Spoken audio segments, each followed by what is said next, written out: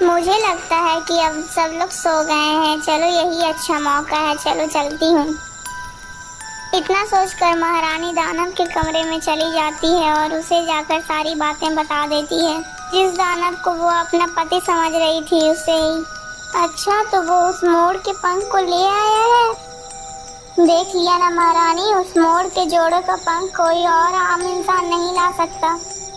अब तो आपको विश्वास हो गया ना कि आपका पुत्र एक जिन है। महाराज, आप मुझे अब कोई दूसरा उपाय बताइए कि आखिर मैं उस दुष्ट से कैसे बचूं। अरे महारानी जी, अब की बार आप उससे अमृत लाने को कहिए। अब वो लेकिन अमृत नहीं लेकर आएगा। यदि वो अमृत ले आया तो आप उस अमृत को मेरे ऊपर डाल दीजिएगा, तब मैं फिर से ठीक हो जाऊंगा और फिर मैं उस जिन को खत्म कर दूंगा।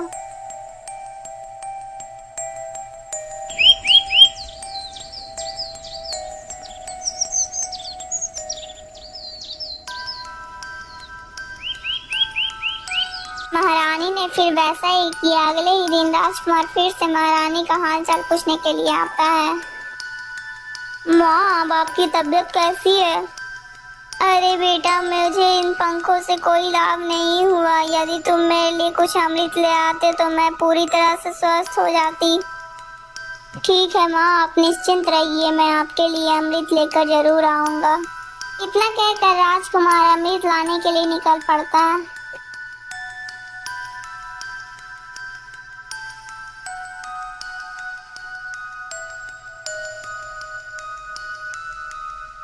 मैं देवगिरी के पहाड़ियों में तो पहुंच गया, लेकिन वो अमृत होगा कहाँ?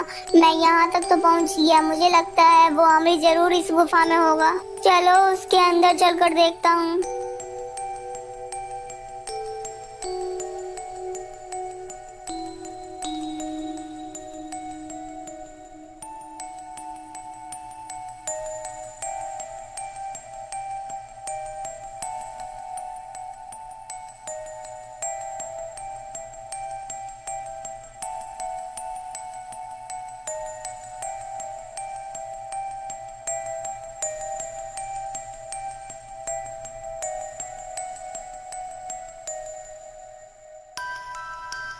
अरे वो अमृत तो मिल गया। चलो मैं जल्दी से उस अमृत को अपने बोतल में भर लेता हूँ। वैसे अभी तक तो कोई मुश्किल का मुझे सामना नहीं करना पड़ा है, लेकिन ऐसे अमृत को लाने के लिए तो कुछ ना कुछ तो होगा ही। इसीलिए मैं पहले इस अमृत के पास पत्थर फेंक कर देखता हूँ। यदि कुछ होगा भी तो दिख जाएगा।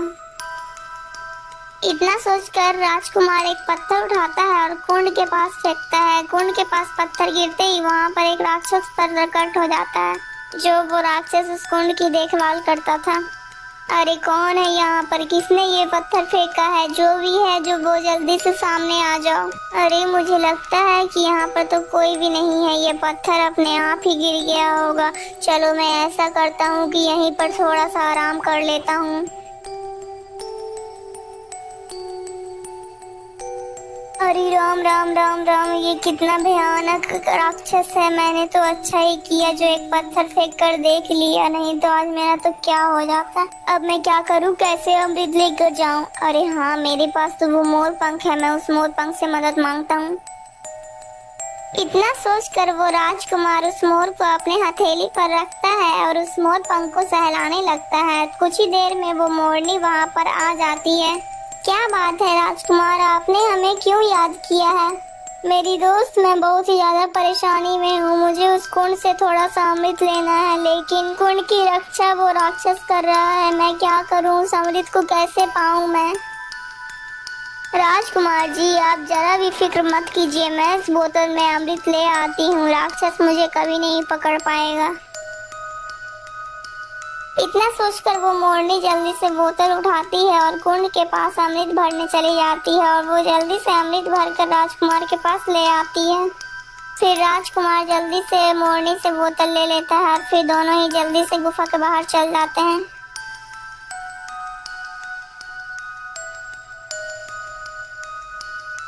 अरे वाह, यह तो अमृत है और मैं इस अमृत की सहायता से अपने मृत पिता को भी जीवित कर सकता हूँ। मैं ऐसा करता हूँ कि पहले अपने पिता के समाधि पर ही चलता हूँ।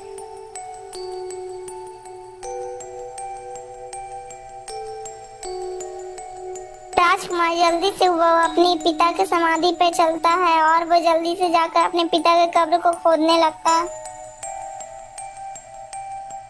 कुछ ही देर में राजकुमार ने अपने पिता के लाश को बाहर निकाल लिया।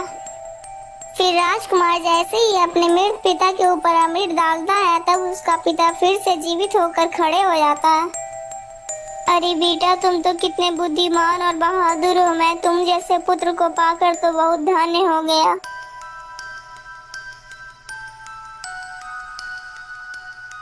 ये लीजिए माँ, मैं आपके लिए अमृत ले आया हूँ। महारानी ने जैसे ही अमृत देखा तब वो हैरान हो गई। माँ, मैं आपके लिए कुछ और भी लेकर आया हूँ। अरे बेटा, तुम और क्या लेकर आए हो?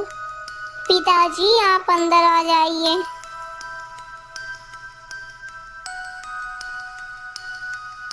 महारानी जैसे ही राजा को देखती है तब वो बहुत हैरान हो जाती है और वो अपने पति के गले में लिपट कर रोने लगती है।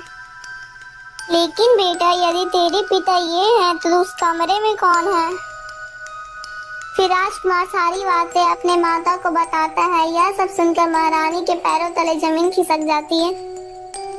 बेटा, मुझे तुम क्षमा कर देना, मैंने तुम्हें गलत समझा था।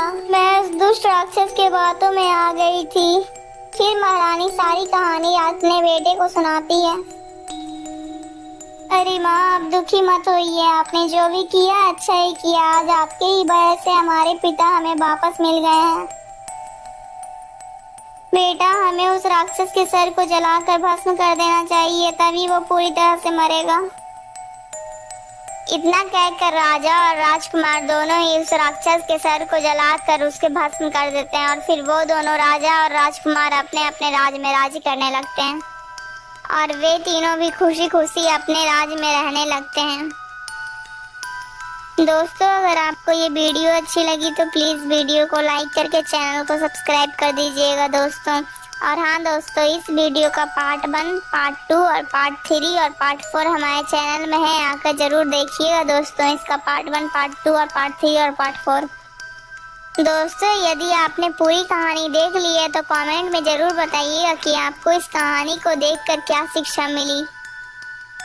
दोस्तों, ऐसी और कहानी देखने के लिए हमारे चैनल के साथ जुड़े रहिए। और हाँ दोस्तों, ऐसी और कहानी हमारे चैनल में आपको मिल जाएगी, आकर जरूर देखिएगा।